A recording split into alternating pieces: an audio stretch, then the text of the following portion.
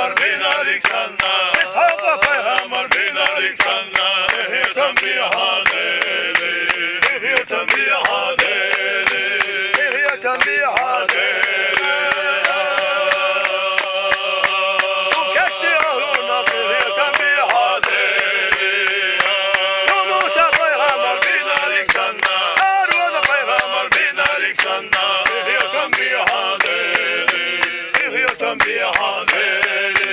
Şu İsa peygamber binarik sana, Asiye Meryem'e binarik sana, ehyetem bihadeli, ehyetem bihadeli. Sidalçı yelçana binarik sana, yelçana diyagulya binarik sana, yelçana ashabya binarik sana, Türk işiler ya binarik sana, ehyetem bihadeli, ehyetem bihadeli.